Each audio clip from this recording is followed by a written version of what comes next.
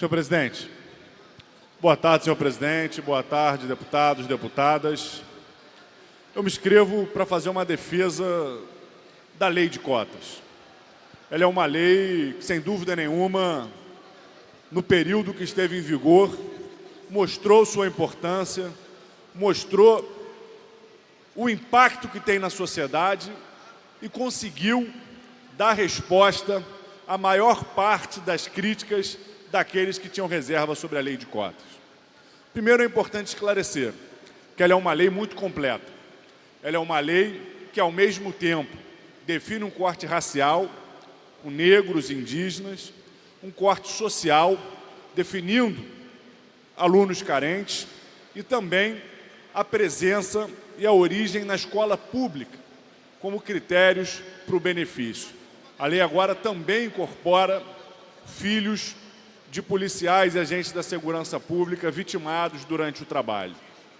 Mas eu quero me referir a esses outros aspectos, ao corte racial, ao corte social e à origem da escola pública. Foi divulgado essa semana o mapa da violência no Brasil. E ele apontou que a possibilidade de um adolescente negro morrer é 2,5 vezes maior do que a possibilidade de um adolescente branco. 71% dos homicídios são praticados contra pessoas negras. Isso é um reflexo da desigualdade social que existe no nosso país. Um país que viveu mais tempo sob o regime escravocrata do que sob o trabalho livre. Um regime escravocrata que tinha como centro uma política de escravização dos negros. Então, a política de cotas, ela vem contribuir para que a gente, de fato, complete a nossa abolição, para que a gente, de fato, consiga movimentar a nossa estrutura social, que não é só uma das mais desiguais, é também uma das que tem menos mobilidade social no mundo. Essa semana saiu também a divulgação de uma pesquisa envolvendo 30 países, em que mostrava que no Brasil é o segundo país entre os 30 em que é mais difícil uma família pobre deixar a pobreza. Isso significa que nessa sociedade que manteve a escravidão por mais tempo no Ocidente, que nessa sociedade que ainda carrega tantas marcas do colonialismo, do patriarcalismo, onde a herança colocou uma parcela enorme da população negra entre os pobres, a dificuldade para que essa população supere a pobreza é uma dificuldade estrutural. E aí, por que que os índices de violência geralmente se concentram mais nesses grupos? E aí, por que que os índices de aprisionamento e encarceramento se concentram mais nesses grupos? E aí uma política de cotas é fundamental. É fundamental para que a gente consiga enfrentar e desestruturar essa ordem desigual e racista. É fundamental para que a gente consiga minimamente oxigenar essa sociedade. A gente quer que algum dia não seja mais necessário, mas para isso nós temos que mudar muito enquanto sociedade.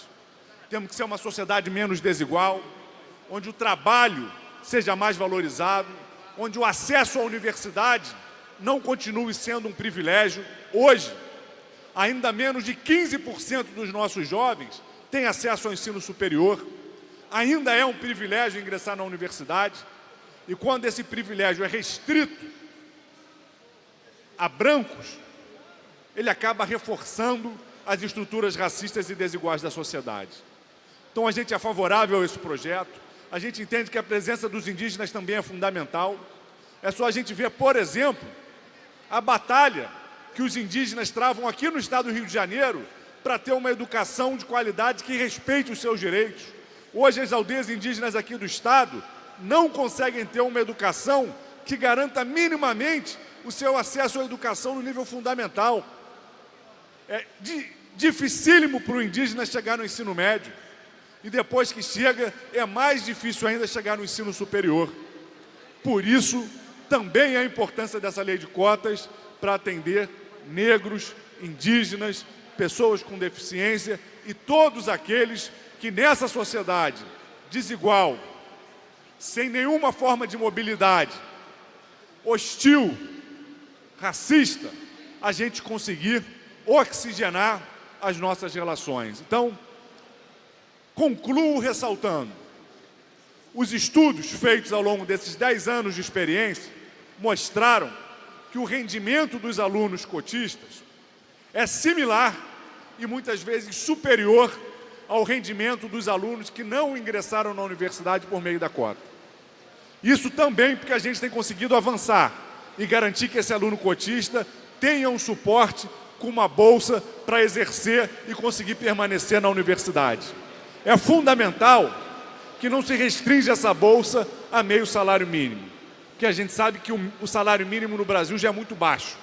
Meio salário mínimo é menos ainda, porque ele é parte fundamental para que esses alunos que sofrem com uma série de exclusões possam, de fato, conseguir ter condições de cursar a universidade, ter um bom rendimento e concluir os seus cursos. Então, fica aqui a nossa posição favorável à lei, o nosso apoio à emenda, para que o aluno possa acumular a bolsa por ser cotista com bolsas de pesquisa, de extensão, de monitoria e que a gente consiga, enfrentar essa realidade da desigualdade, do racismo estrutural no nosso Brasil.